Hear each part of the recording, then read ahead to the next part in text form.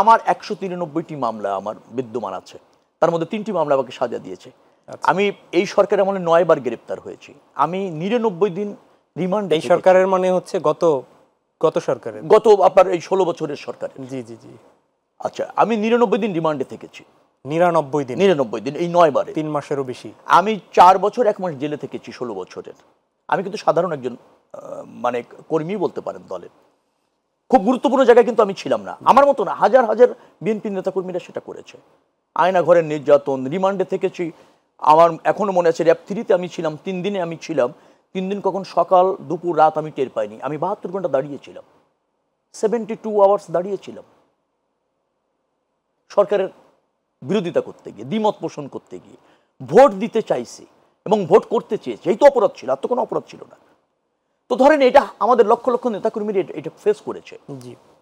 এখন আপনি যে জায়গায় ছিলেন ওটা খুব ইম্পর্টেন্ট কথা বলেছেন, যে আমরা সব রাজনৈতিক কর্মীকে এখনো দেশ সেবায় ব্রত করার মানসিকতায় যে স্যাক্রিফাইস দরকার, যে সংযম দরকার, যে আপনার ধৈর্য দরকার, সেখানে কিছু ঘাটতিতে এখনো পর্যন্ত আছে। এত বড় দল, লক্ষ লক্ষ নেতাকর্মী, যে ইনিশিয়েটিভগুলি আমরা নিয়েছি, আমরা বিশ্বাস করি বিএনপি এবং তার অঙ্গ সংগঠনের নেতাকর্মীরা জনগণের যে প্রত্যাশিত বাংলাদেশ, সেটা বিনির্মাণে সর্বোচ্চ স্যাক্রিফাইস করবে। আরেকটু সংযম, আরেকটু ধৈর্য, আরেকটু শানিত, আরেকটু ধরেন স্যাক্রিফাইস, যেটাকে বলা হয় ত্যাগ, সেটা আমি মোহর ত্যাগের কথা বলছি। একটা হচ্ছে যে আপনি ত্যাগ স্বীকার করছেন, জীবন দেওয়ার ত্যাগ, আর একটা হচ্ছে ভোগ বিলাসের ত্যাগ। এই ভোগ বিলাসের ত্যাগের জায়গাটা আমাদের কিছুটা ঘাটতি এখনো আছে। আমরা সেই নেতা কর্মীদেরকে উদ্বুদ্ধ করার যে ইনিশিয়েটিভগুলি ইতিমধ্যে নেওয়া হয়েছে, সেগুলি কার্যকর অল্প সময়ের মধ্যে। তারপরও আপনি দেখবেন যে এত বড় একটা পতন নিকৃষ্টতম আওয়ামী লীগের হয়েছিল, তারপর যে যে ক্ষোভ সাধারণ মানুষের আছে, তার প্রতিফলন কম্পারেটিভলি সমাজে কম পড়েছে। আমাদের দলের নেতাকর্মীরা সর্বোচ্চ স্যাক্রিফাইস করে জাতীয় সম্পদ, সাধারণ মানুষের সম্পদ, জাতীয় স্থাপনা, এগুলি কিন্তু পাহারা দিয়েছে। হ্যাঁ, বিচ্ছিন্ন ঘটনা কিছু জায়গায় ঘটেছেও, আমি অস্বীকার করছি না।